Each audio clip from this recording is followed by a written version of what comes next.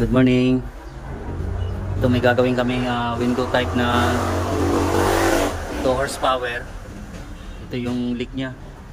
Ayan, pinag-iinang na ito kahapon. Ayan, natatanggal ko lang ng pressure niyan. Binabara niyan. Tsaka ito yung compressor nya. Ayan o, mga pinaghinangan.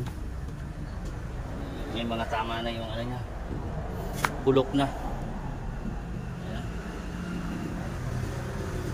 So kakabit na namin dito ngayon para may deliver na rin mamaya. Kahapon pa kasi ito. Dami niya kasing leak kaya di matapos. Ayan yung mga leak niya.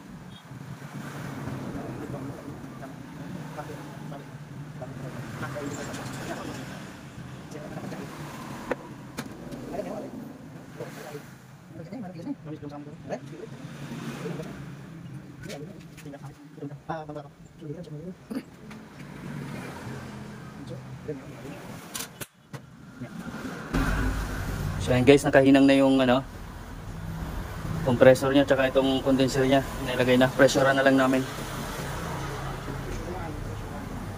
Pressure na lang to. Para malaman kung may leak pa, tapos karga na rin ng Freon. So guys, lagyan na namin ng charging line niya. Kailangan namin ng charging line para makapag-pressure kami at kargahan ng Freon niya rin.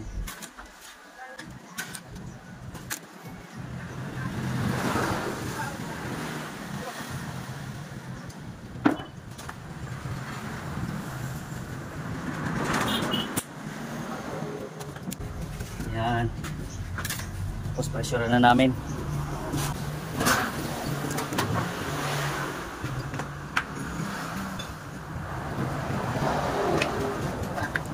Ilipat mo yung ano sa high side.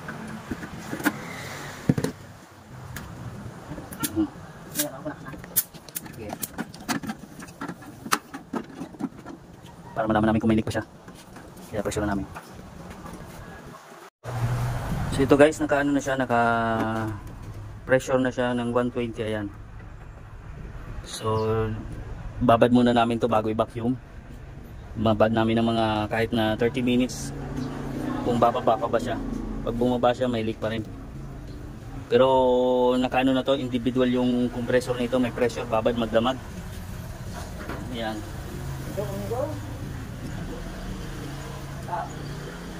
Sapunin ko muna ba?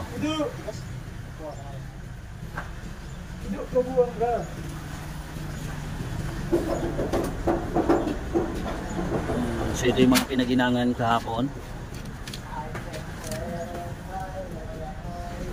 Medyo marupok na to. Ganito ang sakit ng aircon kapag nasa tabing dagat. Dahil maalat yung hangin niya kaya madaling rumupok yung mga copper tube niya. So ayan guys. Ito parang ano na siya. Yun o. Tsura niya pagka maalat yung hangin. Parang nag-aasin-asin. Ayan o. Yung mga bakal niya. So ayan. Babad muna namin siya para malaman kung bago yung ano niya. Guys, ito na nga pala yung 2 horsepower na aircon, yun yung ininang namin. Ayan, naka-assemble na to, naka-vacuum na rin to. Kakargahan na lang ng Freon guys. Kakargahan na natin.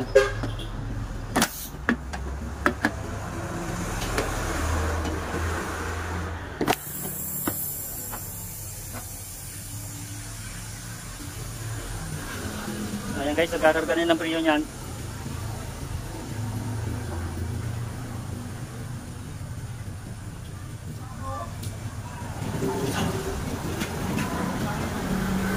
So ito guys, testing na natin.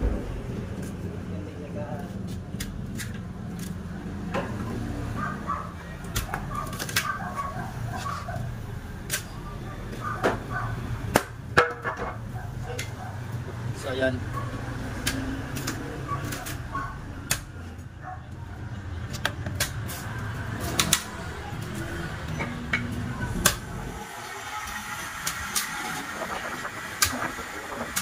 ayan guys, ang lakas. Lakas sa kuryenteng aircon na to. So ito guys, di-deliver na rin namin to, okay na siya.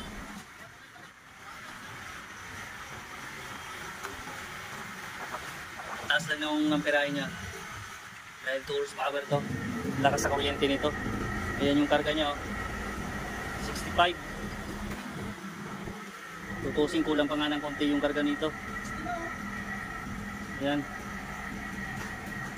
70. Tama-tama to. Pag nag 70, okay na tong karga niya.